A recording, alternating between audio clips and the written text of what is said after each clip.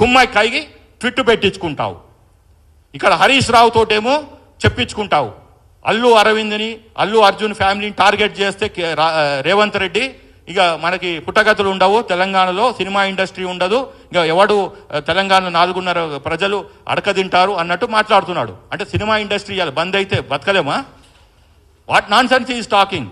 కాబట్టి వాడు వెళ్ళిపోతా అంటే పొమ్మనండి. బాలీవుడ్కి పోతాడా, చెన్నైకి పోతాడా?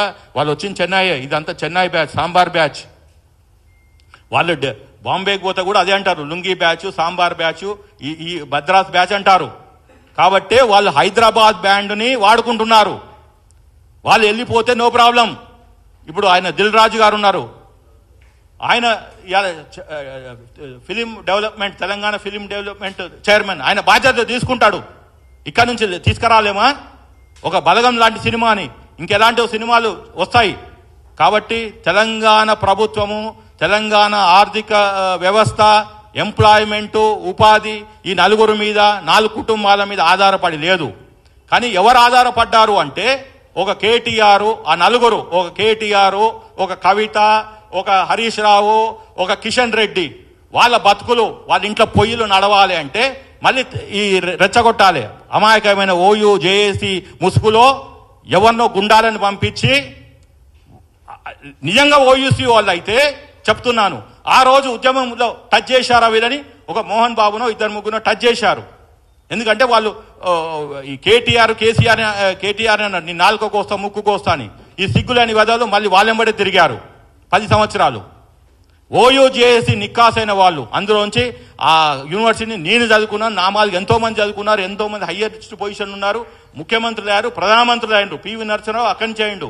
దానికో చరిత్ర ఉంది. ఈ 4 బ్యాచ్ ఎవరైతే నేను చెప్పానో, హరీష్ రావు, కేటీఆర్, కేసీఆర్ కూడా, ప్లస్ ఈ కల్వకుంట్ల కవిత, ప్లస్ ఎవరు కిషన్ రెడ్డి, ఓయూలో ఎన్నడూ వాళ్ళు చదువుకోలేదు. They are not part and parcel of OU students. నేను క్లియర్గా చెప్తున్నా, కాదని చెప్పమనండి, నాకు నోటీసులు పంపించనండి, కోర్టులో చూసుకుంటా. కాబట్టి వాళ్ళు ఈ రేవంత్ రెడ్డి ఏదైతే వాళ్ళు ఇప్పటిదానికి చేసిన ఈ బ్లాక్ ఛానల్ అరేంజ్మెంట్స్ విత్ కేంద్ర ప్రభుత్వము, ఈ ప్రెసిడెంట్ రూల్ పెడతామని ఆ థాట్ ప్రాసెస్ బంద్ చేయరి.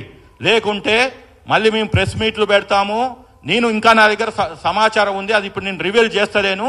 నేను అంచెలంచెలుగా ఫేజ్ వైజ్గా చేస్తాను. ఇవాళ ఓన్లీ వార్నింగ్ ఇచ్చేది ఈ ప్రతిపక్ష నాయకులు, ద సోకాల్డ్ ప్రతిపక్ష నాయకులకి, మీరు వచ్చి అసెంబ్లీ అటెండ్ కండి. కేసీఆర్ గారు ఫామ్ హౌస్లో కూర్చొని మోడీ గారితో మాట్లాడుకొని, అమిత్ షా తోటి మాట్లాడుకొని, ఈ ఆంధ్ర వాళ్ళతోటి మాట్లాడుకొని, మీ గురువు గారైన చంద్రబాబు తోటి మాట్లాడుకొని ఈ రేవంత్ ప్రభుత్వాన్ని ఎట్లా కూల్చేయాలని ఇలాంటి మైండ్కి మీరు పదును పెట్టకండి. మీకు 75 సంవత్సరాలు వచ్చినాయి, కాలో చెయ్యో ఇరిగిపోయినట్టు ఆ రోజు ఏదో మీరు స్టంట్ ఆడారు, అది నిజమా వాస్తవమో తెలియదు. You are a stunt master. ఈ స్టంట్ కూడా మీరు ప్లే చేయకండి. ఉన్న కాస్తో కూస్తో గౌరవాన్ని, మీరు రిటైర్డ్ పొలిటీషియన్ అయితే గౌరవం ఉంటుంది. మీకు కొడుకు జైలుకి పోతాడు, ఆల్రెడీ మీ అమ్మాయి బెయిల్ మీద ఉందని చెప్పి తెలంగాణలో ప్రజలతో ఎన్నుకోబడిన ప్రజాపాలనని కనుక మీరు కూలదోస్తాను ఈ ఆంధ్ర వాళ్ళతోటి కలిసి అంటే మాత్రము ఇంకా మీ బీఆర్ఎస్ని గల్లీలో ఎవరిని తిరగనియ్యరు. ఇది క్లియర్గా చెప్తున్నా నేను నాకున్న సమాచారంతో. ఇంకా finally dark side of BRS and BJP which I'm going to expose in another few days. Dark side of BJP and BRS. మిత్రులారా, ఇది ఫిలిం ఇండస్ట్రీని ముందర పెట్టి అల్లు అర్జున్కి ఏదో అయిపోతుంది అని రేవంత్ రెడ్డి గారి మీద బ్లేమ్ గేమ్ చేస్తే మాలాంటి అడ్వకేట్స్, జర్నలిస్టులు, సామాజికవేత్తలు, ఈ తెలంగాణ ద్రోహులు ఎవరైనా సరే పొలిమేర దానికి తరిమి కొడతాం. ఖబర్దార్, ఈ రేవంత్ సర్కార్ని కూలదోయాలని ఆలోచన వస్తేనే ఆ ఆలోచనని, మీలో ఉన్న ఆలోచనని చంపేయటానికే ఈ press meet Srinivas Reddy plus నా పిటిషనర్ సతీష్ కమ్మాల్ పెట్టాడు.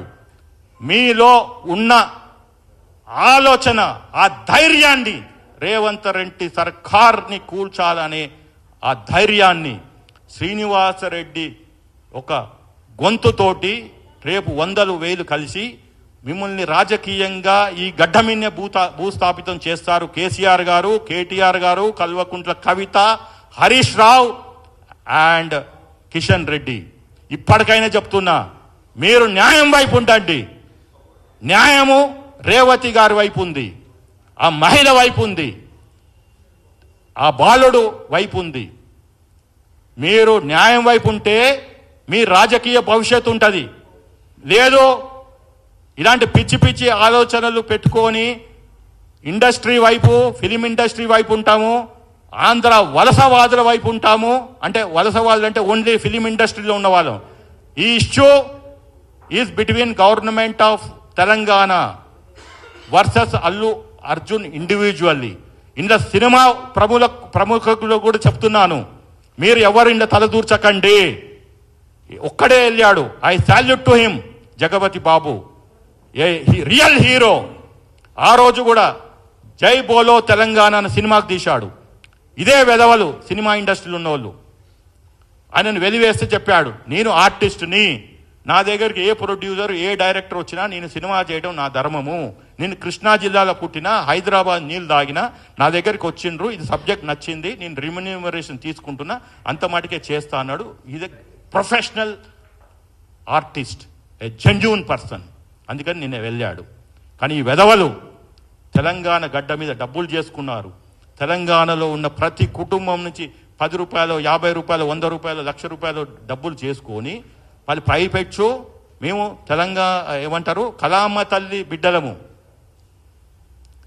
ఫ్యాన్స్ లేందే మేము లేవని మాట్లాడే వ్యక్తులు ఇవాళ ఒక ఫ్యాను చావు బతుకుల్లో ఉంటే పోవటానికి మీకు ధైర్యం చాలట్లేదా, లేదా మనసు లేదా, మీరు మానవత్వం లేని మృగాలా అని క్వశ్చన్ చేస్తూ ఫిలిం ఇండస్ట్రీ కూడా వార్నింగ్ ఇస్తున్నా. మీరు సినిమాలు తీసుకోరి, సినిమాలు నడుపుకోరి, అంతేగాని don't dare even to think that to collapse Revanth Reddy government. Thank you very much. ఒక్క నిమిషం చేస్తాను, ఒక్క నిమిషం నేను కంప్లీట్ చేసినాక మాది క్వశ్చన్ ఆన్సర్స్. ఒక్క నిమిషం చెప్తున్నాను. ఇప్పుడు ఒక తెలంగాణ సమాజానికి ఒక విషయం గురించి ఆలోచించమని చెప్తున్నాను. ఈ సిరీస్ ఆఫ్ ఇన్సిడెంట్ లోపల సంధ్యా థియేటర్ తొక్కిసలాటలో రేవతి చనిపోయింది.